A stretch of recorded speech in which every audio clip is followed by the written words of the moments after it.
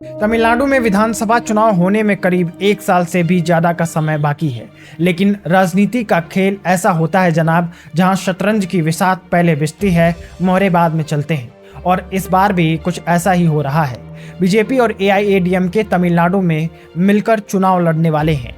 प्रधानमंत्री नरेंद्र मोदी के बाद बीजेपी के चाणक्य कहे जाने वाले अमित शाह ने तमिलनाडु की धरती पर कदम रख दिया है। ये दौरा यूं ही नहीं, इसके पीछे एक पूरा पॉलिटिकल प्लाट तैयार है।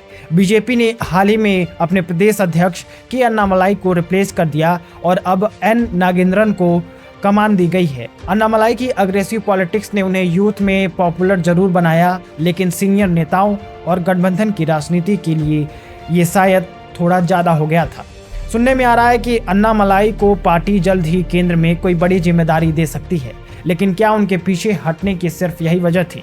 नहीं, रिपोर्ट्स की माने तो असल में 2 बड़ी वजहें भी हैं। एआईएडीएमके ने साफ तौर पर कहा कि अगर गठबंधन करना है तो अन्नामलाई को हटाइए। अन्नामलाई और एआईएडीएमके नेता ईपीएस दोनों एक ही गौंडर जाति से हैं, जिससे सोशल इंजीनियरिंग में गड़बड़ी हो रही थी। अब भला बीजेपी इतनी बड़ी चूक कैसे कर सकती है? तो तय हुआ कि नेतृत्व बदला जाएगा, नेता बदला जाएगा और गठबंधन का रास्ता साफ किया जाएगा। लेकिन सोचने की बात यह है कि एआईएडीएमके बीजेपी के लिए इतना खास कैसे हो गई कि गठबंधन के लिए अन्नामलाई तक को उनके पद से हटा दिया। 2024 के लोकसभा चुनाव में बीजेपी का तमिलनाडु में प्रदर्शन ऐसा कुछ खास नहीं था। वोट शेयर 11.24% रहा। एआईएडीएमके गठबंधन को 20.46% की वोट शेयर मिला और अकेले डीएमके 26.93% वोट शेयर ले गई। यानी मुकाबला कड़ा है और बीजेपी को समझ आ गया कि यहाँ सोलो परफॉर्मेंस से बात नहीं बनने वाली है।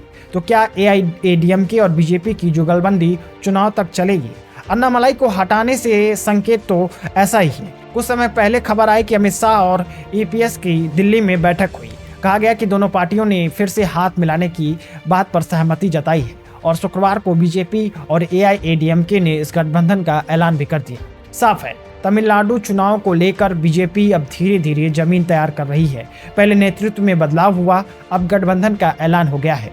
रिपोर्ट्स का मानना है कि बीजेपी अब अपनी रणनीति को 3 हिस्सों में बांट चुकी है।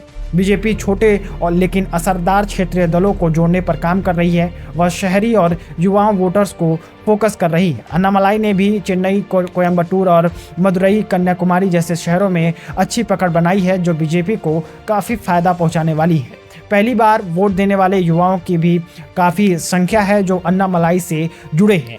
बीजेपी ग्रामीण मतदाताओं को लुभाने के लिए डीबीटी, फ्री राशन, आयुष्मान जैसी योजनाओं का जोर शोर से प्रचार भी कर रही है। यूपी बिहार की तरह ही तमिलनाडु में भी जातीय सर पहचान नहीं है। चुनाव जीत हार की दिशा भी तय करती है। बीजेपी समझ गई है कि अगर उसे डीएमके की जड़ों में सेंध लगानी है तो उसे वियन्नार, थेवर और अन्य प्रभावशाली समुदायों के मतदाताओं को जोड़ने पर काम करना होगा। इसके लिए या तो उन समुदाय के नेताओं को पार्टी में लाया जा रहा है या फिर गठबंधन में उन्हें वाजिब हिस्सेदारी दी जा रही है।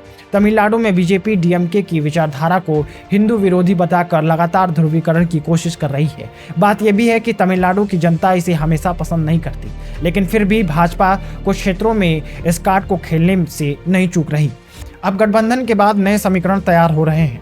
तमिलनाडु चुनाव से पहले प्रधानमंत्री नरेंद्र मोदी भी कई बार यहां आ सकते हैं। अन्नामलाई को भी कई बड़ी जिम्मेदारी देकर एक खास मैसेज और प्रदेश में मजबूती पर पार्टी एकदम जोरों से काम कर रही है। बाकी आप तमिलनाडु की पॉलिटिक्स पर क्या सोचते हैं? कमेंट बॉक्स में जरूर लिखिए। बहुत बहुत धन्यवाद।